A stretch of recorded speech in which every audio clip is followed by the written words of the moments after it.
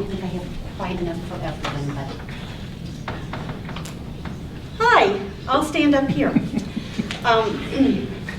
Okay, since we're not allowed to make... Would you mind sitting in front of the microphone? So Sure. I think my voice is loud enough to carry it through the whole room anyway. It's taped. It goes to tape. Thank you, Dr. Krause. Okay. I know we're not supposed to make personal observations, so I'll try to keep these objective. Y'all got shellacked in the levy. And I hope because of that shellacking, you're a little more willing to really listen to your constituency. At one of the neighborhood chats before the levy vote, I had the pleasure of meeting Dr. Krause, and she stressed 4 issues at that particular chat. She stressed safety and security measures at the high school, the need for STEM classrooms at the high school, the need for a 1,000-seat performing arts center at the high school, and the need for a $10 million to build a track at the junior high school and to renovate the concession stand at the high school.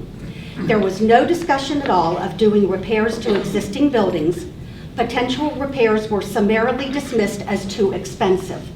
There were also no specifics about the costs of constructing 3 absolutely necessary brand new buildings. At that meeting, I asked Dr. Krause what would happen if the levy fails. I thought it was a legitimate question.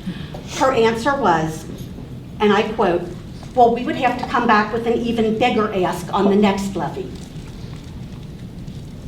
Okay, now my concerns.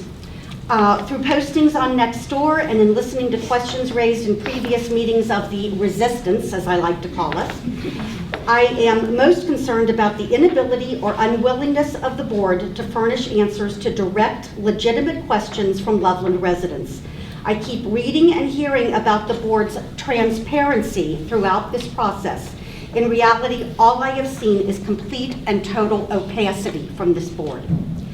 There are many, many extremely smart, concerned, and involved Loveland residents, many of whom are sitting in this room right now.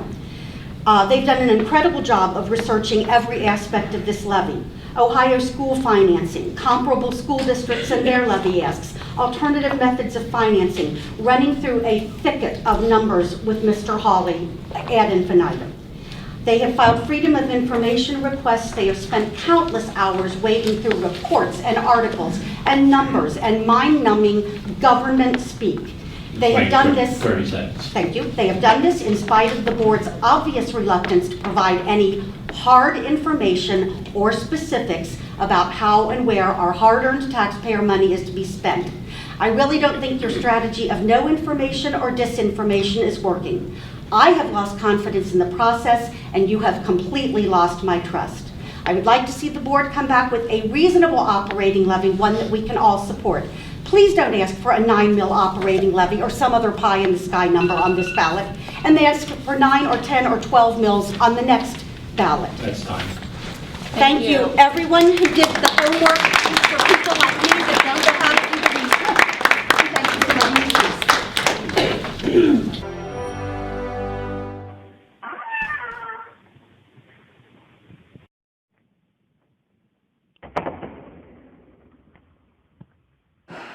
Now we're cooking with gas. Yeah, we are.